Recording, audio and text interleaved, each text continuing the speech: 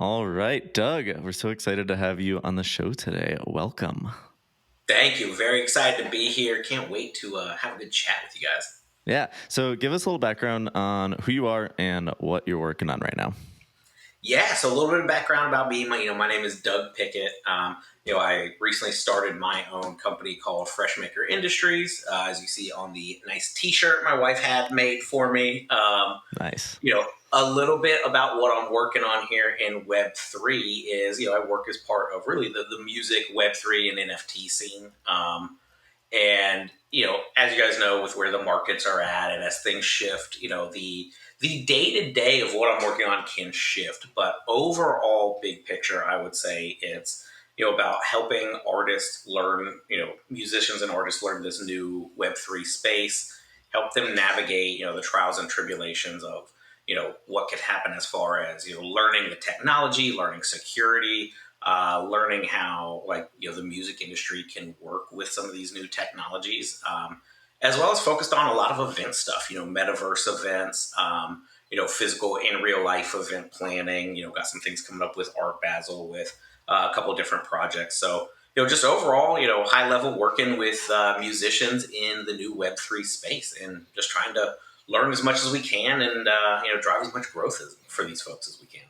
That's awesome. Yeah, I mean that's why we're all here. We're all learning. Nobody knows it all yet. Yes, very much learning, which I think is like one of the things that got me really excited about, this new scene, right? Like it's a whole new world to learn, new technologies, new principles, and Hmm. it's really it is our oyster as much as some days it may not necessarily feel like that right now. With everything kind of going on around us, right? Yeah. So, how would you describe like what you do to someone who doesn't know Web3? Like, do you identify as like a consultant, or like what do you say to people that aren't in Web3 necessarily?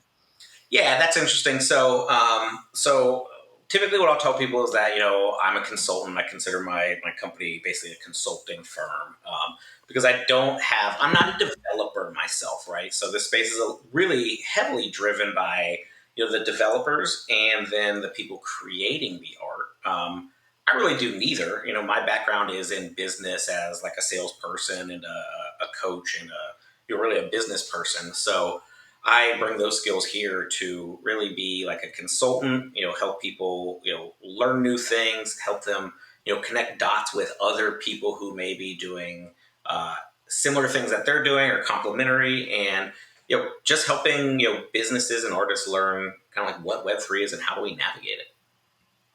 When you teach artists, what Web3 is, how do you explain it to them? Or is there anything that you compare to just get it to click for them? It's interesting because, the ideals of Web3 are really, I'm starting to learn that they can be different for everybody, right? A lot of people focus solely on like decentralization. We want it to be as decentralized as possible. And like, we're definitely seeing a ton of benefits for that. But then we're also seeing other people who say like, hey, maybe I don't necessarily care about the decentralization aspect of it, but it is a new way to build community or a new way to build a fan base for musicians, and really just new technology to be able to provide, art and music in a different way. So, I mean, for me, like as my background, like I'm actually a financial advisor by trade. I was a financial advisor for about 8 years. So, built up a bit of like a sales and coaching process and a questioning strategy that I've kind of tried to bring to this space. And I see a lot of people want to immediately go into like, here's why Web3 for you and why you should look into Web3. And for me, like when I talk to somebody, one of the first things I'll always ask them is like, well, what brought you here in the first place? Right? Like most of my conversations with people who are new aren't necessarily like me going out and preaching the gospel and being like, Web3, come on, you artists need to come get involved with this because of, X, Y, and Z. Because you do see a lot of artists show up and have been preached like, this is a new way to come make a lot of money. Well, like Hmm. right now, it's not really necessarily a way to make a lot of money, right? Like, a lot of this is we're really just building from the ground up. Maybe 6 to 8 months ago, people were making a lot more, but, things shift in the market. So for me, I like to ask, like, what has you interested in Web3 and what do you know about it? And then I can tailor the conversation from there because there are different benefits to different people. So it sounds like you're working with kind of the early adopters who are musicians or artists, and they already kind of know what Web3 is. They hear maybe their friends are making money with NFT collections, so you don't have to like start from scratch every time, which I think makes sense. Exactly. Yeah. A lot of like the connections I make are really via, Twitter, for better or worse. And, just various like, Discord is where a lot of this stuff happens. I think we'll start to see some of that shift too, with different like tools and ways we communicate with each other. But a lot of those initial communications, at least, via the virtual world, is people who are like starting to dip their toe in and like have some questions and have a general understanding, but maybe they just haven't, we all know what like our understanding was when we first got here. It was very like rudimentary, one thing typically of like, here's what I know, let's dip our toe in. So yeah, I like to kind of like meet them where they're at. What do you know? What's important to you? Why are you here? And then like guide the conversation from there. Yeah. What are some typical answers to that question? Like, why are they there? Why are they reaching out? Why are they getting introduced to you? You see a lot of people that first one is money, right? Which makes sense, right? Like the kind of the crypto industry, most people have come here because they've heard like, oh, it's a gold rush. Oh, like people are selling, art for, several $1,000s. So like, of course, an artist who's, wants to make a living off their music, has been struggling to do so, sees the way that, the world has always been. Of course, they're going to gravitate to this new space where they hear like, oh, I can hear there's money there. So a lot of people, it is like the money thing. And then, less so, but still, you still hear it as like the new technology, the new opportunities, wanting to, be able to do new things with art. But it really is, I mean, for most people, you hear, oh, I heard there's good money here. When artists come to you and they're like, oh, like the money aspect, do you mean the money that would be relevant from like the community building aspect, or the money from streaming or exclusive releases or artwork, or where does it come? Where do you think like the biggest driver is on that? I think, and I don't know, that's a good question. I think a lot of it comes from like people thinking they're going to come and just like sell a lot of NFTs really fast. And I was involved with, so like I've been on the music Web3 scene for just over a year now. And when I initially came in, it was very, it was, for me, I came in on a different angle because I came in as a consumer of music, right? I came in as a music fan. I mean, you can see all the vinyl over here. I came in as someone who spends money on music, likes to support artists. I found this as a new way to support artists. So for me, it was a little bit of the money, but it was on the flip side of like, okay, how do I get new experiences? How do I get, new music and new ways to do things and new technology from this? I wasn't necessarily thinking on the flip model because like me coming from my background as a financial advisor, like the Bored Ape thing, the CryptoPunk thing, like it didn't make sense to me, admittedly, because I'm like, okay, you buy stocks in companies that are real from people who have backgrounds and you know who they are, and like, create products and sell them, and profit comes in. I'm like, wait a minute, people are buying and selling pictures of monkeys, basically, right? Like, are pixelated pictures of art that, like, admittedly really isn't that good, but it's not worth a lot of money, right? Like, we can all be honest here. Like, some art's really great, some of it's really not. And so for me, like, the whole NFT world, I was kind of watching it from afar, like, what is this? This is a scam. This doesn't make sense, which, like, okay, well, maybe there are some scams out there we're starting to find out. Slowly. Just a few. But for me, I wasn't coming in with the idea of like, how do I make money off of this?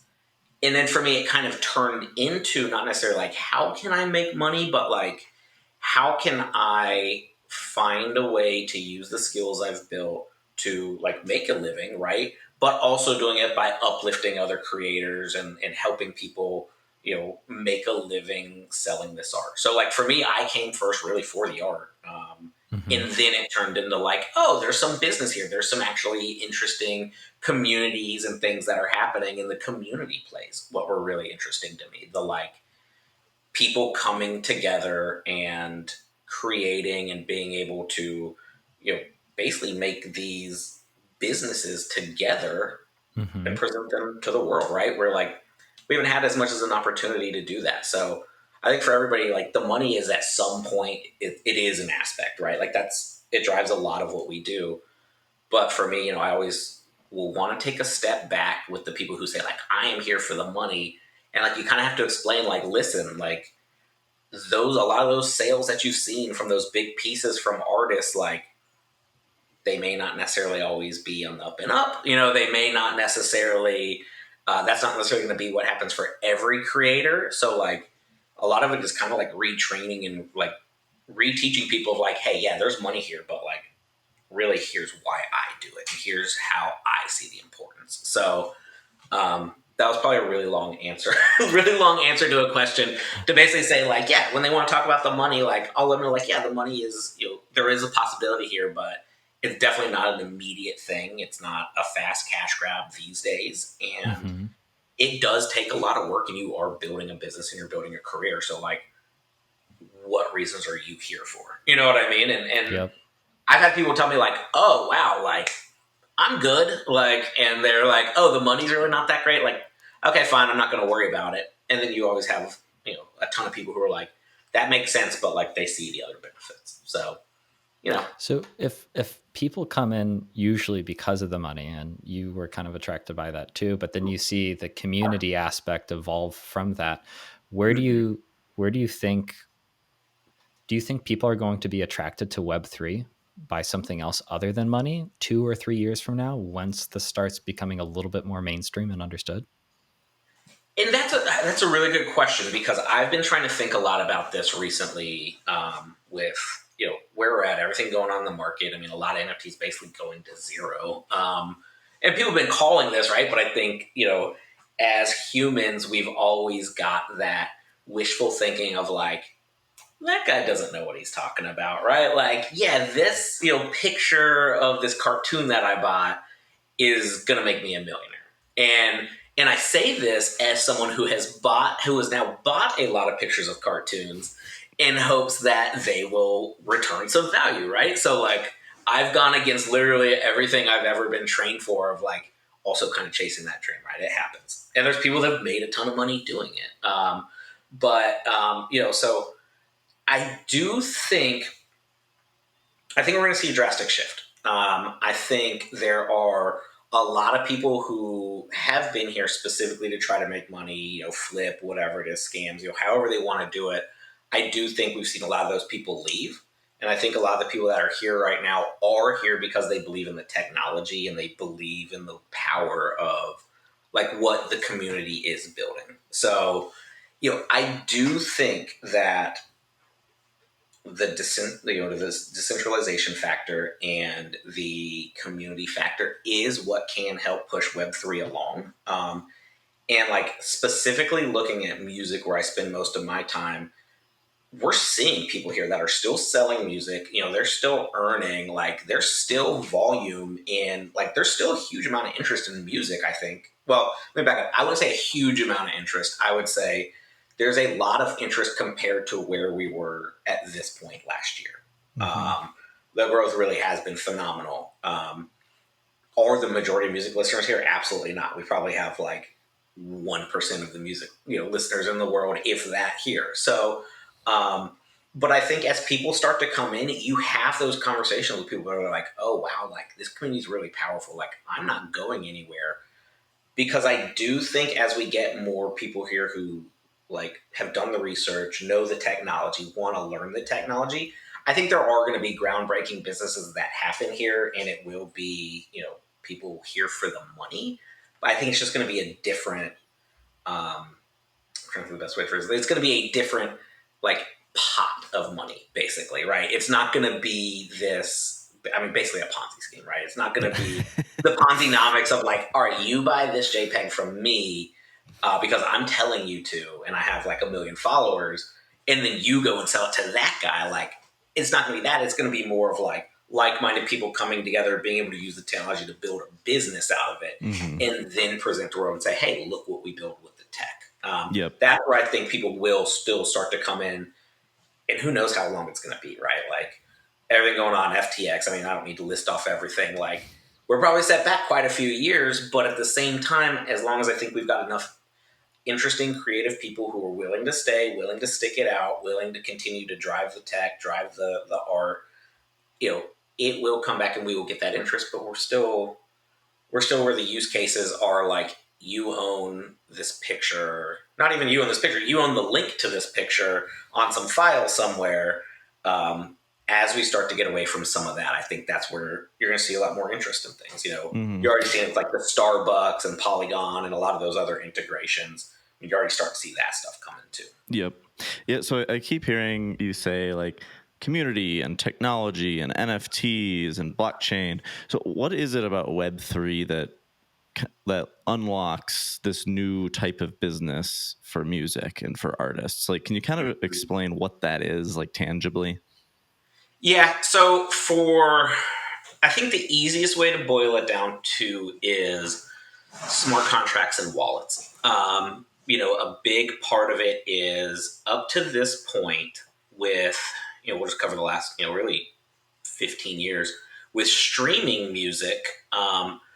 Artists have been getting paid, very little per stream. I mean, we all know that, right? And they're trying to find ways to better monetize their music.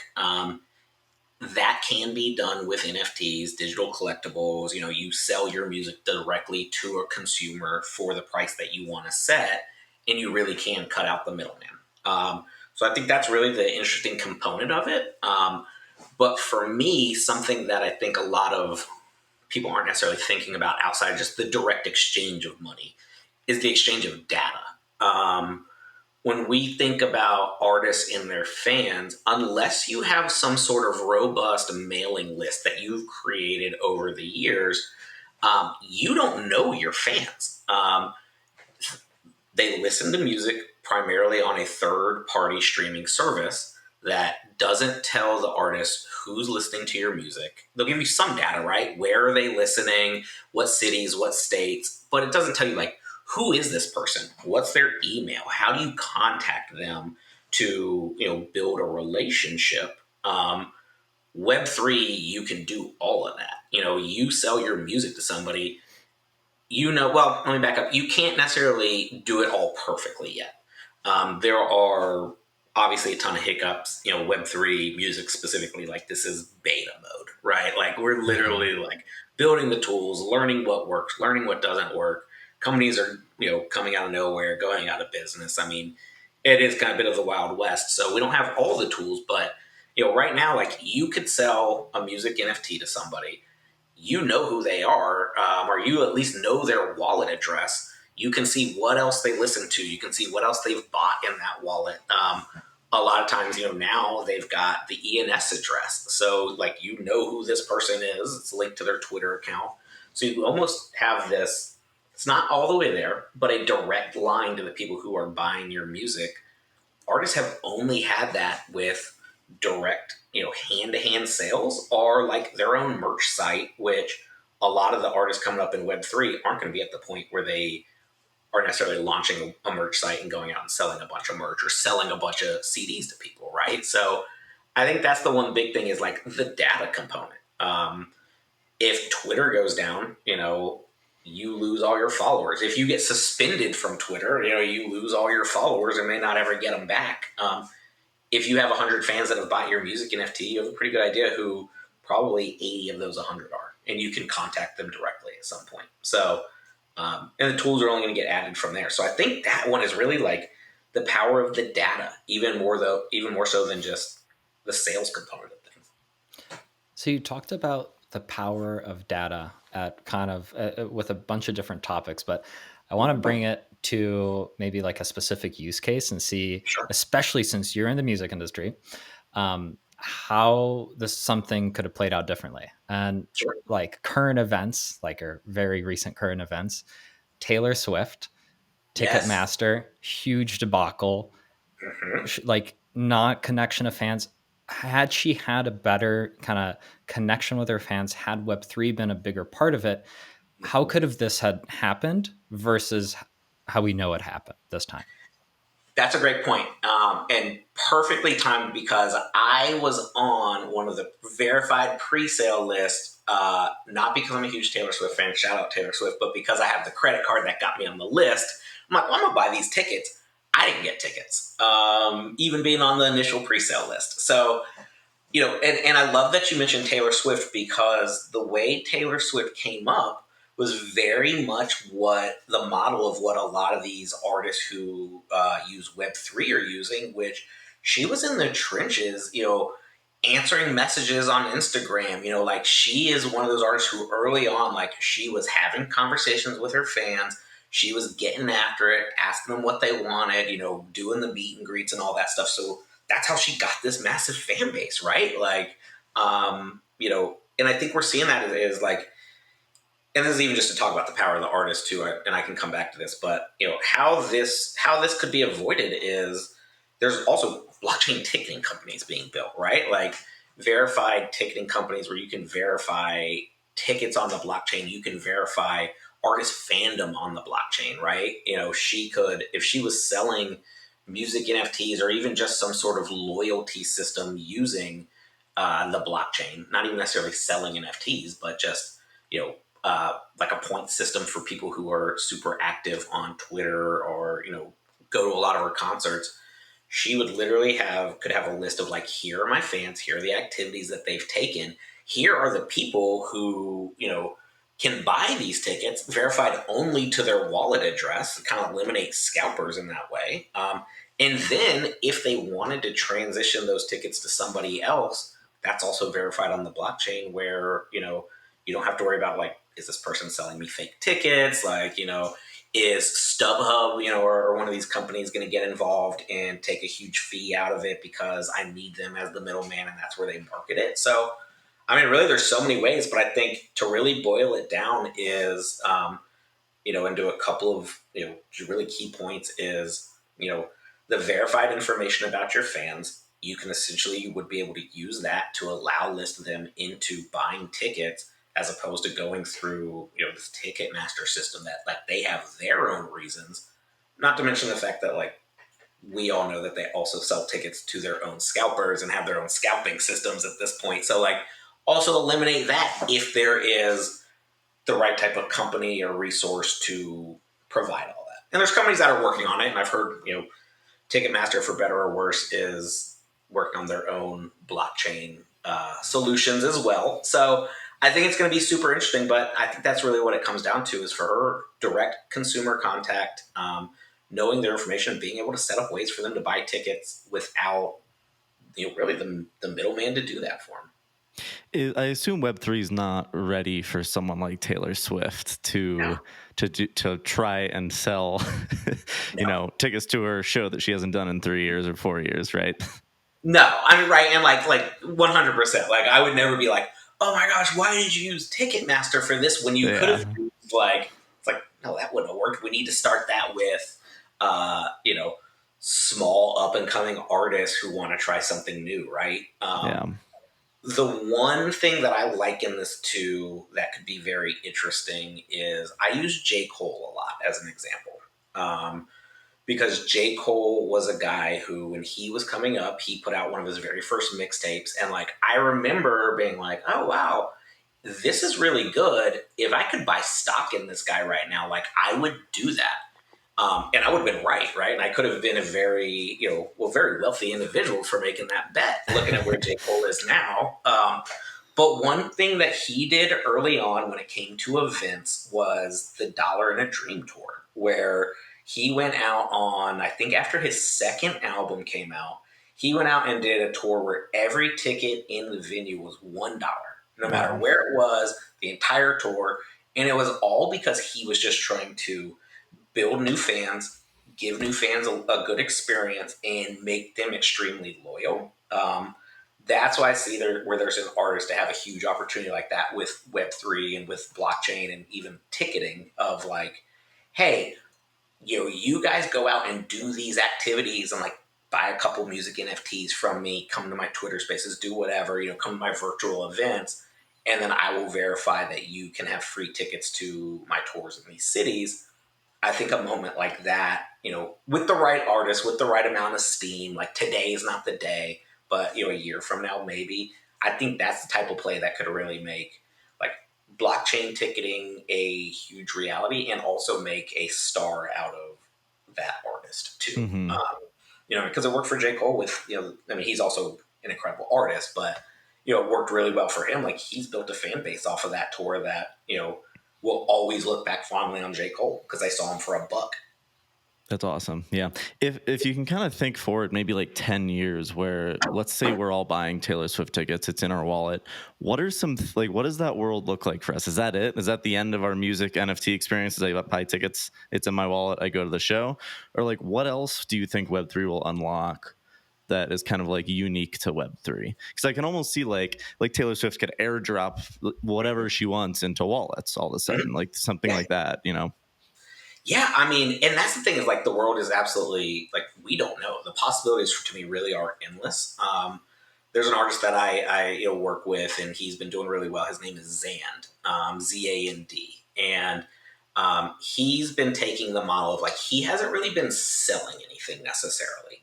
He just did his first music NFT drop a week ago. He went out, he sold 50 plus copies, which is really successful for someone like doing it on their own contract, not on a platform.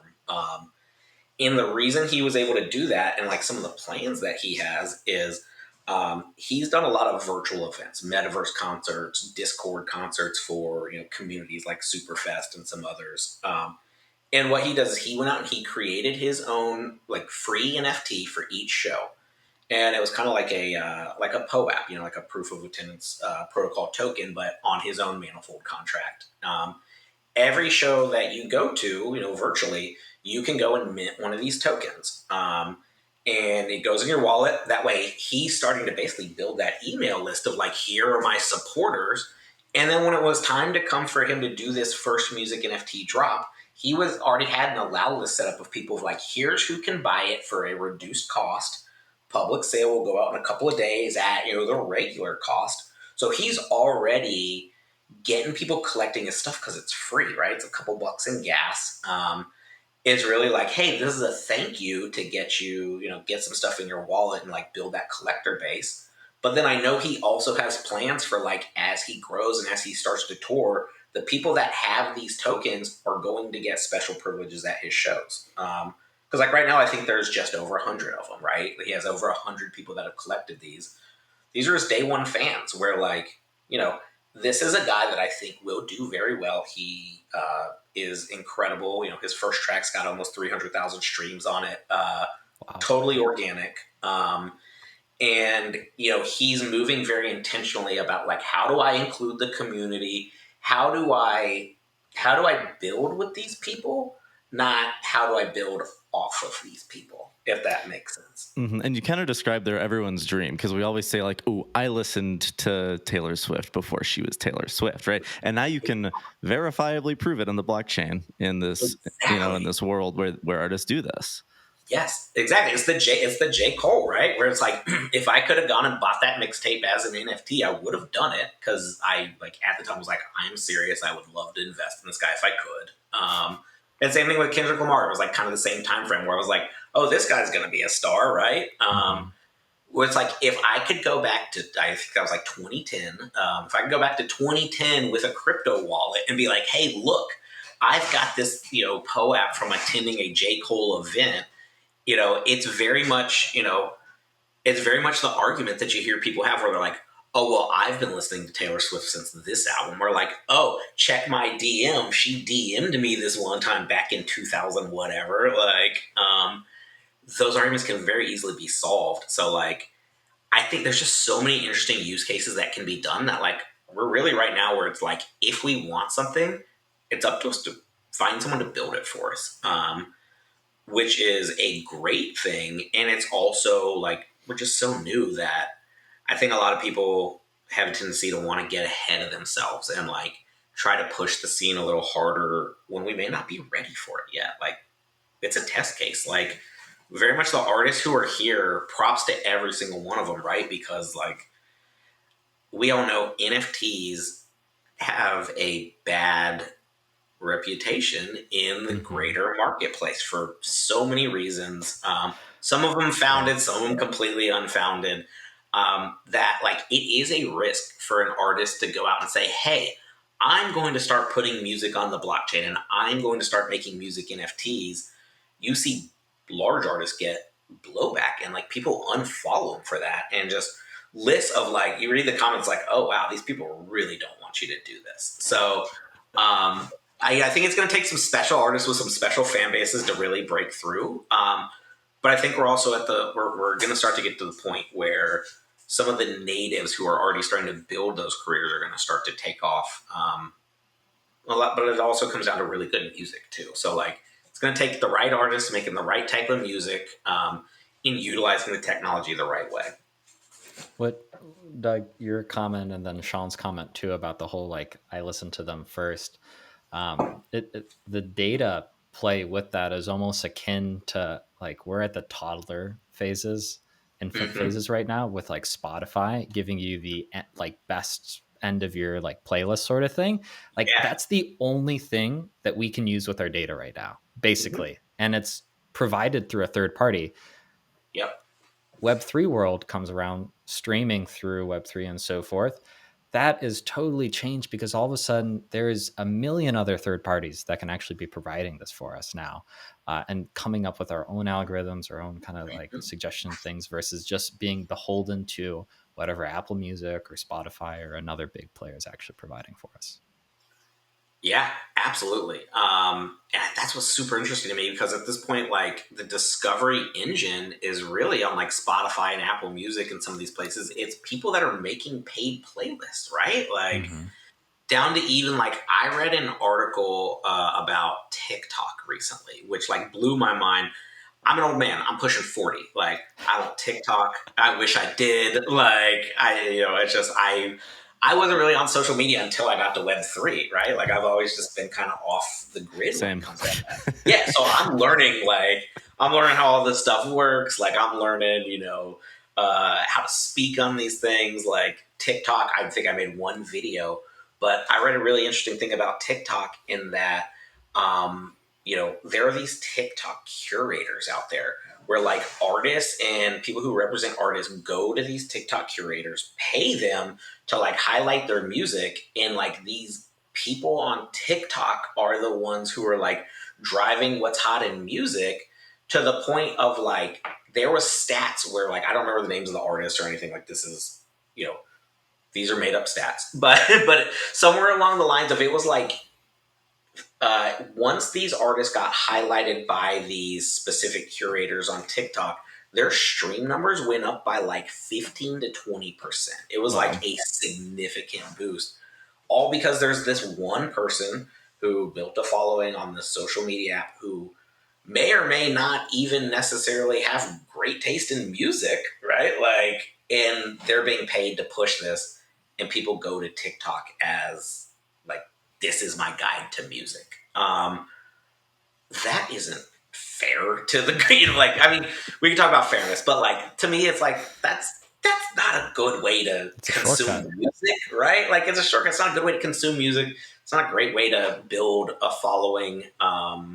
It's just for me, I prefer organic interactions and organic music, and like Mm-hmm. I find music because I like it, not because like someone on social media necessarily told me that. So I think that's where we can start to get into a little bit more discoverability with Web3 is, some of the tools and some of the resources that are going to start to come from that is more honest and open curation, I think. So I think Mm-hmm. that's something to look forward to also. Something you said in there reminded me of, I don't know if I was reading an article or a tweet or something about how generative art, it's been around for decades, right? Since computers have been around, but it kind of found its home on in Web3 and on the blockchain. And people are saying, well, generative art it's a crypto native Mm-hmm. art form. And I'm wondering, have you noticed anything in the music world? Like, is there a place for crypto native music where it's just like, oh, this thing, it just makes sense to be on the blockchain? Because you like for generative art, you can prove provenance, Mm-hmm. you can prove rarity and all the benefits You of can mint NFTs it. there. You can mint it. Yeah, I'm just wondering, like maybe there's this world where something in music, works kind of like that. Yeah, in terms of like you mean in terms of like, is there a specific type of music or a specific application where like it has to be on the blockchain is what Maybe, you're asking? yeah. Yeah. And that's interesting because like there is a lot of discussion of like we can still sell stuff on iTunes, right? Like, does this music really need to be sold on the blockchain? Mm-hmm. And I go through that on occasion of like, does it really need to be blockchain included? Like, there are gas fees, there are, wallets and all kinds of stuff that people shouldn't necessarily need to have to deal with, right? Mm-hmm. So there's definitely things where I go through with that. But yeah, I mean, I do think the I think what it really comes down to is the verifiability of the ownership, right? Is really one thing. I think if we can, I hear a lot of artists complain about everything that's going on with the secondary royalties, right? Of like Mm-hmm. marketplaces stripping royalties, marketplaces putting them back in. I hear a lot of artists say like, "Hey, the reason I came, or like one of the main reasons I came, is because of the idea of like building these secondary royalties and having these built in and having these kind of And guaranteed." those aren't forcible in a smart contract. And as of right now, they're not enforceable on a smart contract, right? I'm not a dev. I'm a wishful thinker, right? I'm one of the guys who says, hey, devs, I love you guys. Can you do this? And they're like, no, or yes. And like, yeah, that's going to be a lot of work, right? So, I'm totally making this up, but like, I do think there is a world where those will be enforceable, right? Mm-hmm. Is it have to be built into a specific type of contract that you use? Maybe.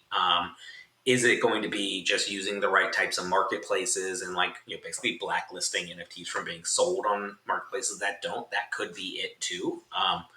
But for me, I think if that's important to the artists, it's something that is very important to figure out. And you hear a lot of people say like, oh, well, traders and degens and flippers, like those are the ones who run Web3 right now. If they don't want to pay royalties, like we can't enforce it. Mm-hmm. I'm of the mindset of like, we aren't beholden to the flippers and the traders, right? Yeah. Like, you know what I mean? We're here to support the arts. Like, there are ways to do that without being beholden to the flippers and traders and people who don't want to. People who are, let me rephrase that. People here who do solely maximize profits, right? Yes, Like, the speculative nature of NFTs. yeah.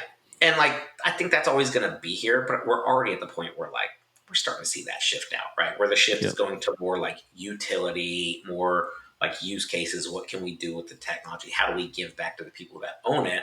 So I do think that's where like really like the blockchain technology comes in, is that verification part on the blockchain that these people are who they say they are, right? Mm-hmm. And the direct connections. Like I think that does come with the blockchain because it does eliminate those kind of third-party gatekeepers of the information. So I do think that that's where it's very important. That's like the major use case for me.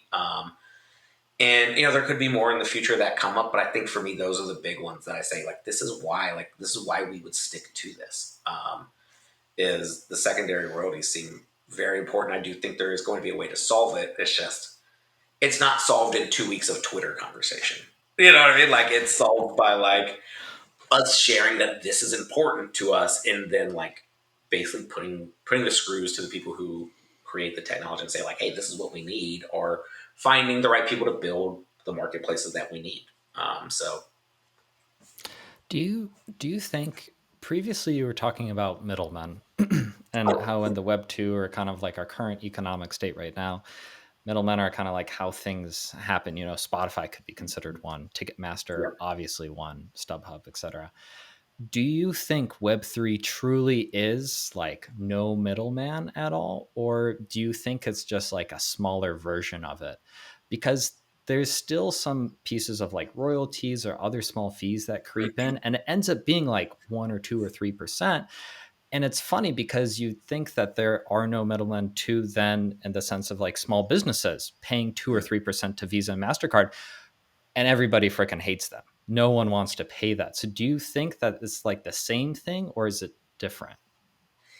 That's a good question, right? Because yeah, we talk about middlemen, we talk about people taking a cut. I mean, at the end of the day, like I'm a middleman, right? Like I am a dude in the middle of like an artist and trying to help them get their art into the hands of the people who are going to buy it. So like yeah, at the end of the day, like I am a middleman, and I will fully realize that.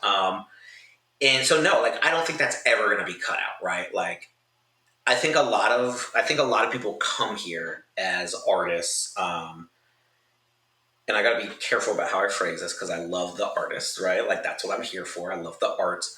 But I think a lot of people come here thinking like, all right, great. This is all about like being the artist, being totally in control, doing everything on my own, never like having to pay anybody for anything. And I'm just going to always go out and sell directly to consumer. You can do that, but like that's a ton of work. You're not necessarily going to have time to create. You're not necessarily going to have time. I mean, we already hear like artists complaining of like, well, my label told me I had to do X amount of pieces of content for TikTok. When do I have time to create? Okay, well, you're going to come to Web3 and now you don't have those people to like do all the business stuff for you. So now you're a label, you're a business person, you're a developer, you're a technologist, you're all these things. So there's always going to be support people and people in the middle who are there to do things you don't know how to do. So no, I don't think it completely gets rid of that. For me, it's more about, for Web3, how do we take this reliance on middlemen, but middlemen who are really, you know, they're the behemoth, right? Like they're not really the middleman. Like they're really the ones running the business. We're actually kind of the middlemen in that situation. So is what you're saying that the middleman, the intermediary in today's world is really centralized versus the one in Web3? It still exists, but it's decentralized at that point.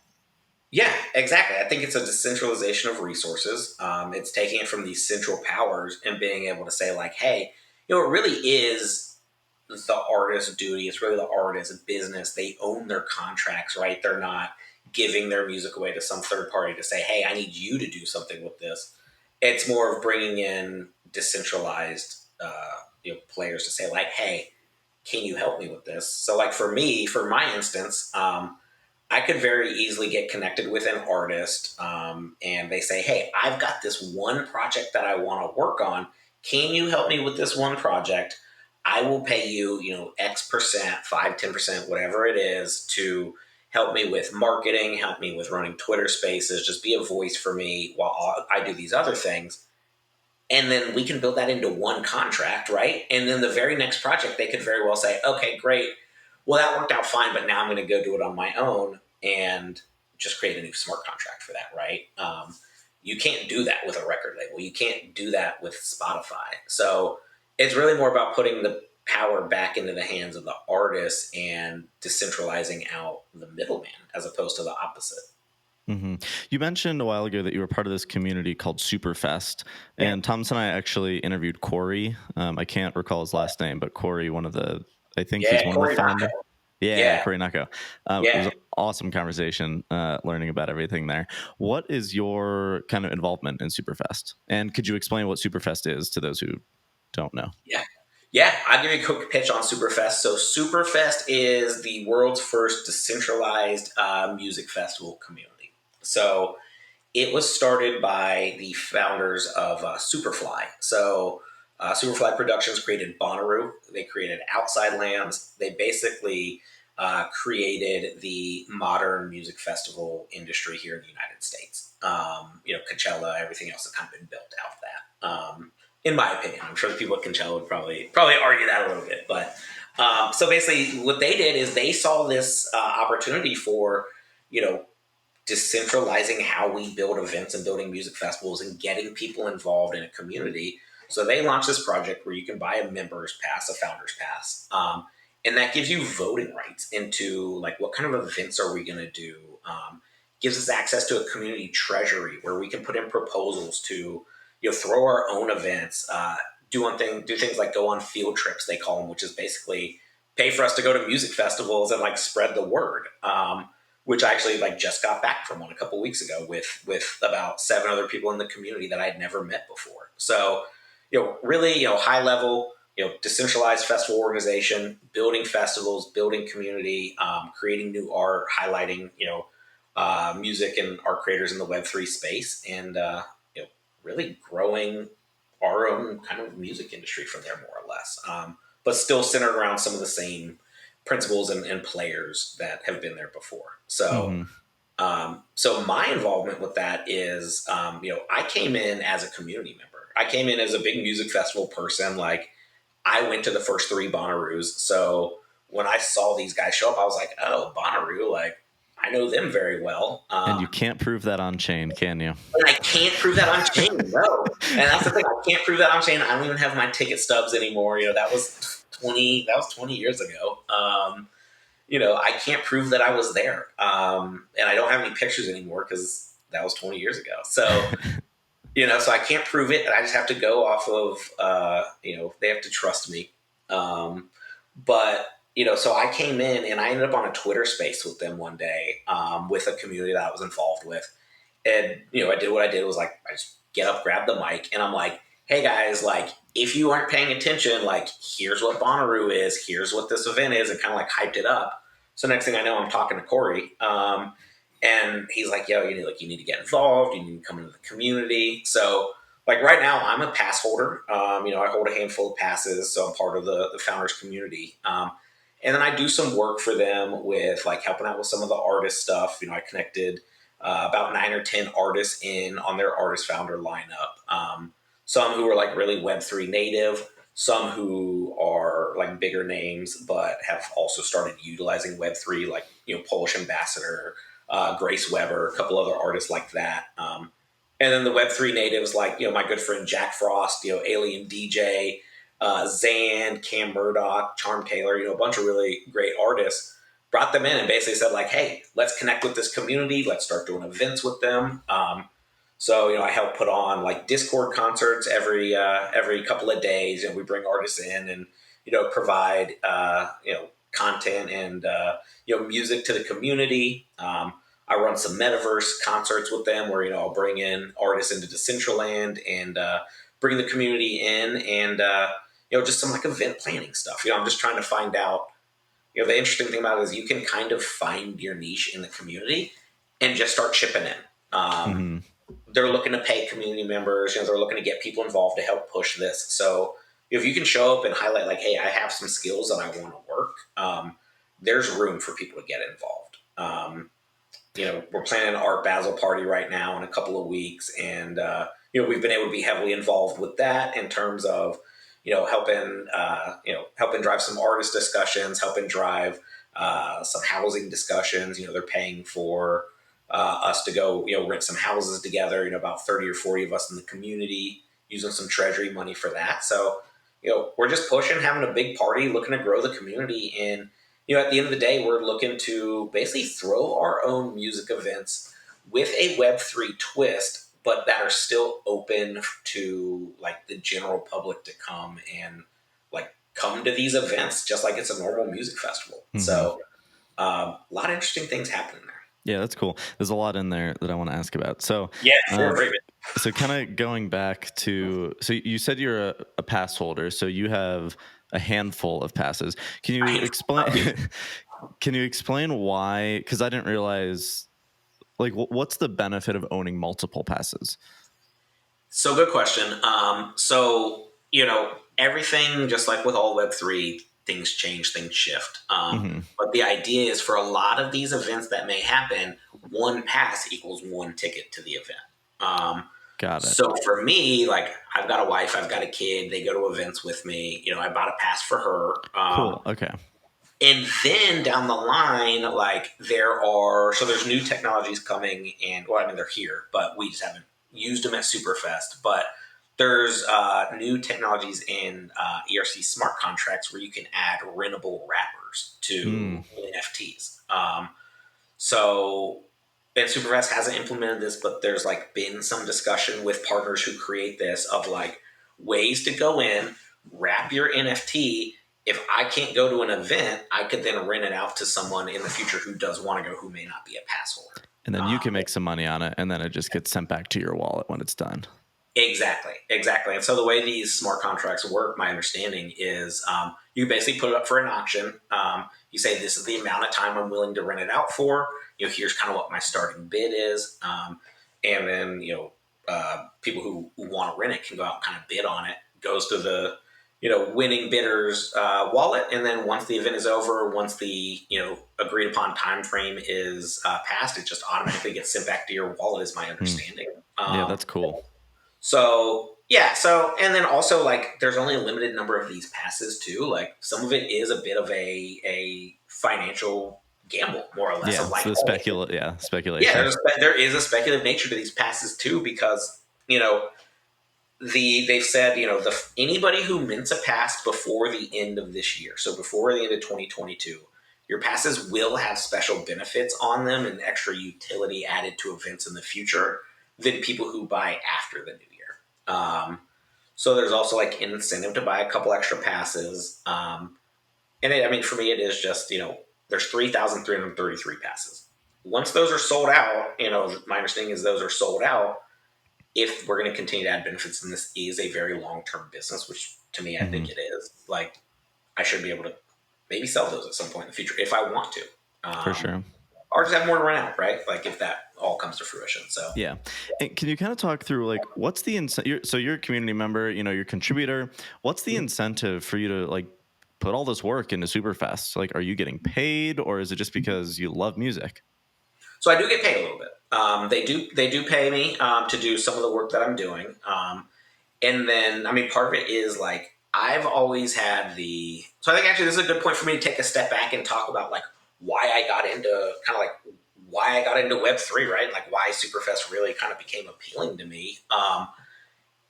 Even though I was a financial advisor for a long time, I didn't love being a financial advisor. No surprise. I mean, that kind of corporate world was never really like my dream or my goal. It's just something that you stumble into, due to circumstances, and I happen to be very good at it. But as a lot of things happen during the pandemic and everybody trapped at home, and you go through changes, you start to realize like, oh man, like this really isn't for me. Like this isn't what I'm looking for.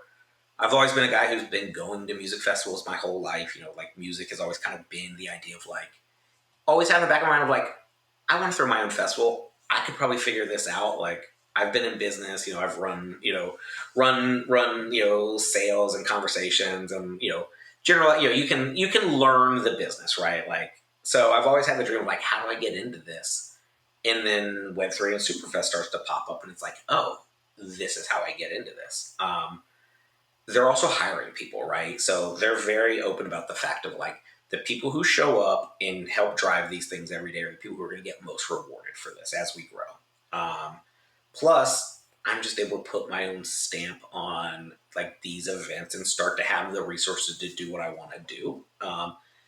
As well as like 80% of the mint from the tickets goes into a community treasury that we then have access to put proposals into.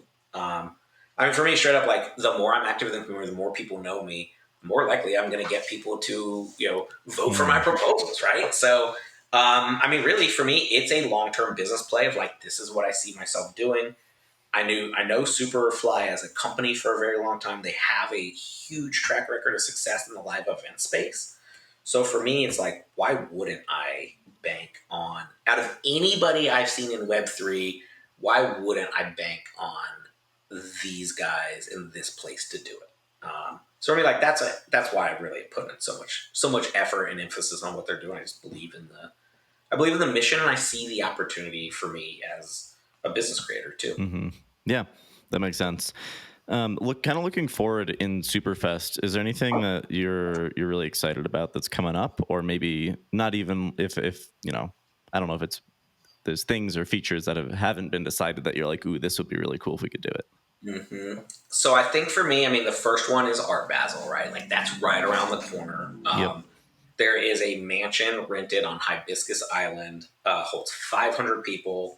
Oh my We've god. got a bunch of sponsors involved. Yeah, This got a bunch of sponsors involved. Some big sponsors from the NFT space, some big food and beverage sponsors, and basically it's going to be a blowout with a bunch of artists, bunch of people that. What's really interesting to me is there was a handful of tickets reserved for the community. A lot of the tickets are going to sponsors to get people in. So, like, for me, that's a huge opportunity to get what we're doing in front of a bunch of people who may not know what Superfest is yet, or like why Superfest, right? So Basil, extremely excited. We're also looking at doing like a community pool party at one of the houses we're staying at too. So like we're doing some programming of some music, getting some community artists in. So I think Basil's going to be a huge opportunity for us. And then for me, festival season next year. These field trips. So I went on the first field trip. We went to a music festival called Halloween here in Florida, where I'm from. It's basically it's my home festival. I go every year. Big arts, music, all kinds of crazy art installations everywhere. It's the type of fest that, like, if you're going to throw a festival, this is one you look at and you're like, I would like to emulate some of the things that they do. So we were able to gather up 8 people, go to this music festival. They paid our way for the tickets. We went out, we did some renegade marketing. We dressed up in outfits. It's around Halloween. So we dressed up in, like builder construction outfits. We were handing out stickers with QR codes. And really just doing like guerrilla Web3 onboarding with people. Mm-hmm. Set up a table. We were giving out, watermelon with fireball shots in it, all kinds of stuff. And just spreading the word, right? And so like we got home and we had 50 people that had signed up for a raffle to win a super pass. But also we were able to gather a bunch of their data and say like, hey, we're going to contact you and teach you a little bit more about this. So for me, like that was a huge test case to like, we got there, we got a ton of interest, met a bunch of people who don't know what Web3 is. So like that pitch changed a little bit. Knew some people who did know. But for me, like that was the one we've done that I felt was hugely successful. And it's the only field trip we've done so far. To me, like we are now in the depths of starting that planning for next year. That's where I think things are going to get really interesting and really exciting is like, how do we send people out to these events and how are we going to approach onboarding people from the music festival scene that don't know what we are, don't know what Web3 is and music Mm-hmm. NFTs and this whole scene. So that's where I see the biggest opportunity is like how we grow this thing is we're taking it to the streets to the people who don't know what we are. It's different than being on Twitter and like, Mm-hmm. what we talk about where the people reach out to you, like we're going and having conversations with people who have no idea what this is. But they're excited about it. Like everybody I talked to was very excited about it. So previously, when you answered the question of the reason people come to you is for the money, now we also know it's for shots of fireball with watermelon. Shots fireball and yeah. watermelon. Exactly. And Yeah. stickers. People Yeah. love stickers. And stickers. So when we spoke with Corey, he had an interesting take on community because he was almost okay with community being small because there's so much to figure out. And you kept on talking about wanting to grow the community. What do Yeah. you think is the right rate of growth for the community? And then how big do you actually want it to get? Do you want it to just like, boom, stop at 3,333 like passes? Or do you think it could be bigger than that? Or do we just want to keep it small? So yeah, just love to hear about that. That's a good question because it's growth is such an interesting topic in the space because like, yeah, everybody has been wanting like, oh, we need to onboard people. We need to get more people here. We need to grow this, grow. Like as Web3 as a whole, well, a lot of the reason why we're starting to look at that is like, oh, because we need people to buy those NFTs from us so we could get rid of them, right? Like, it's a chicken and egg. Now, yeah, exactly, right? Like, but for us now, it's I think a little bit different because like we've got something we're trying to build. We do need to bring more people in and grow it, but you don't want to grow too fast because you always run the risk of losing the culture, right? So for us, one thing, and you guys probably learned this from Corey, but like, there was a specific mint window where, we minted for a certain amount of time. Once it got to that time, even though it wasn't sold out, we cut the sales just so we could start to move forward. The interesting thing is those passes, the remaining passes, they weren't burnt. They just got sent to a community wallet, the community treasury, where now it's up to us to figure out like, how do we want to onboard people? Who do we want to onboard? Who are these passes going to get sold to? Because, they're not inexpensive. This isn't like a window to, PFP NFT. It is a utility pass that has a cost to it. So it does take the right type of person. So I think for us, it's you don't want to grow too fast, right? Like right now, I think with the smaller amount of contributors that we have, it's nice because we're really able to build like what are our baseline ideals? Mm-hmm. What do we want to be known for? We have our core values. There's a full list of core values of like these are the things that we really believe in, and we voted on those as a community. So I think starting off in a smaller pace right now has actually allowed us to is going to allow us to be more successful than if maybe even if we completely mint it Because like what will happen, I think we all know is when you have a project that's like a fast min out and, it sells out in a day, 2 days, like whatever it is, there you've got a lot of people there who are for certain expectations of how can I make money as fast as possible on this. Mm-hmm. We already know that our community isn't there for a quick flip or to make money as fast as possible. Like the people we have are dedicated to growing this. And I think that's important because now we can grow, but we can do it very organically where it's like we're basically hand to hand onboarding people, right? Of like, hey, let me Mm-hmm. introduce myself to you. Here's what we do and here's what we are. That's more valuable to me, honestly, than going out and like just doing a Twitter space and saying like, hey, all the degens get in here and buy this because like we hope it's going to go up in value. So for me, like, Mm-hmm. yeah, we need growth. We need more community members, but like we're also at the point where like I don't think we really it's not like 100% necessary to our core mission today to get to a certain number. So I do think we have a bit of a luxury of being able to kind of handpick and be very choosy in how we onboard people.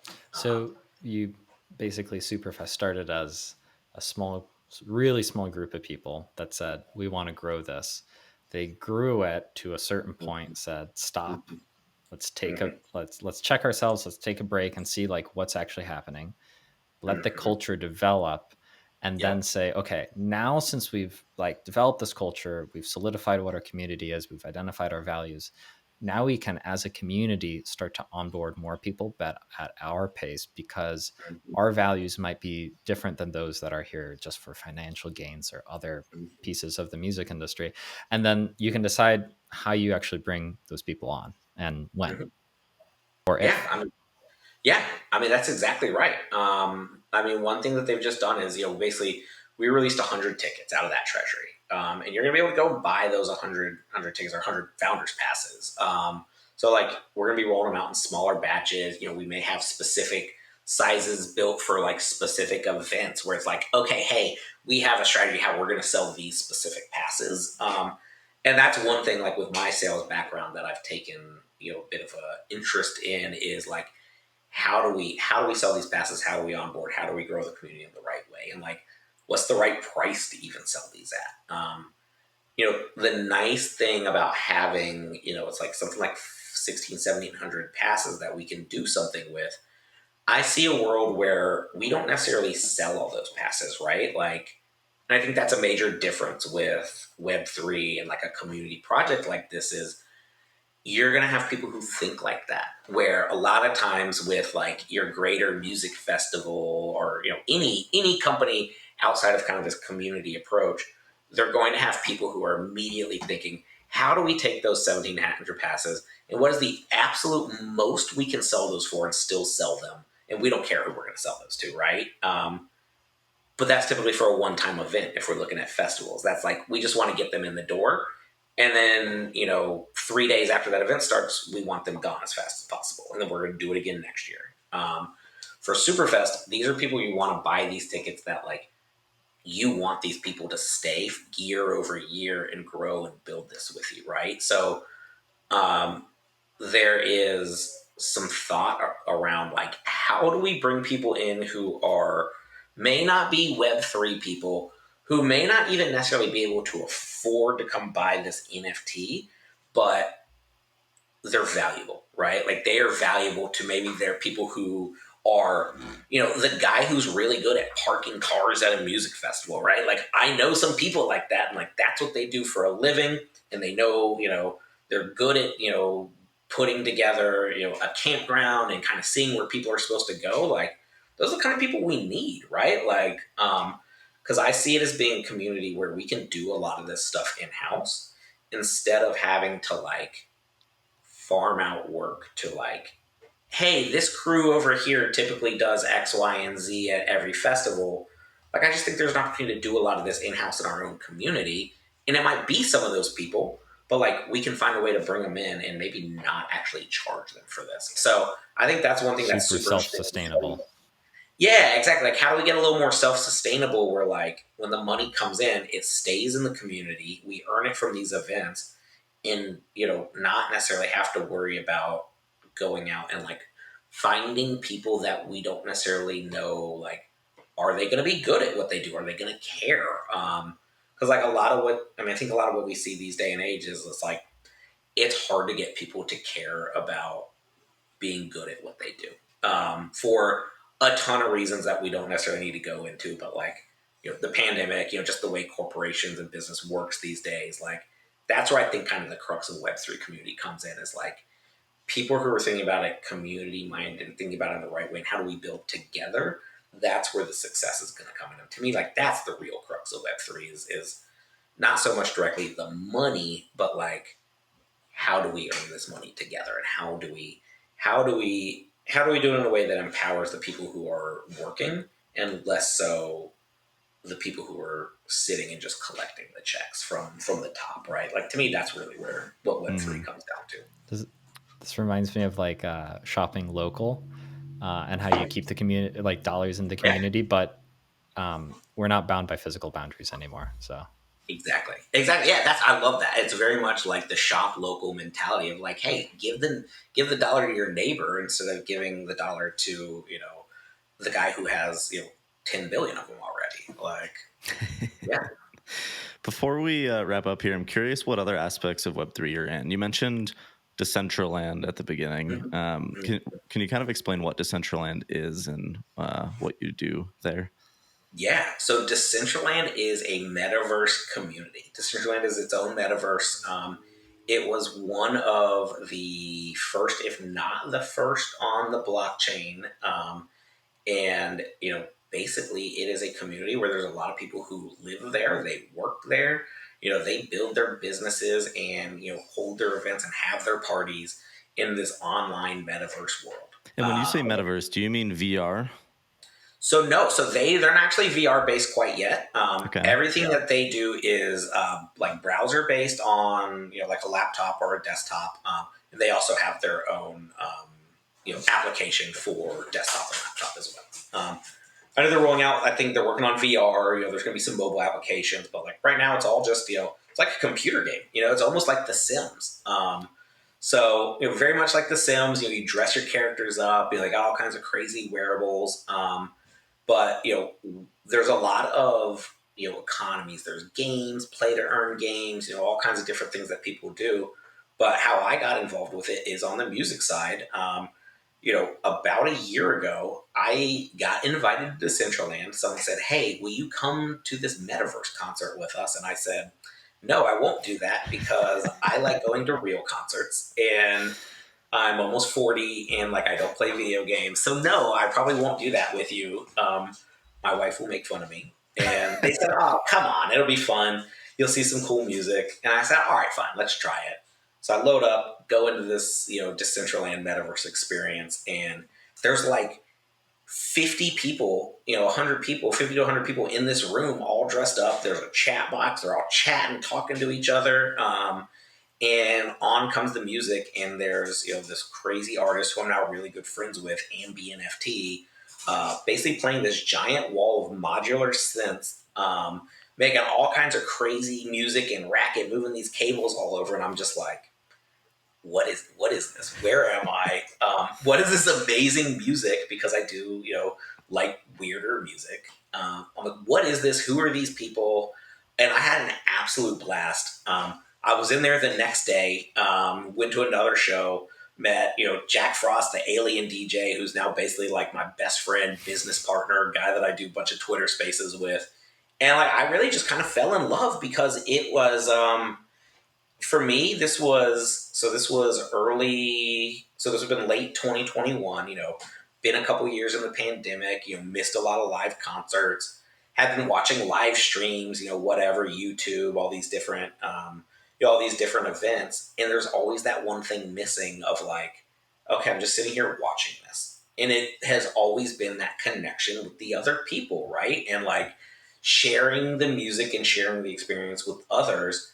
That's what Decentraland and these metaverse concerts provided that your regular live stream did not, was meeting new people and having those conversations and partying with others, basically.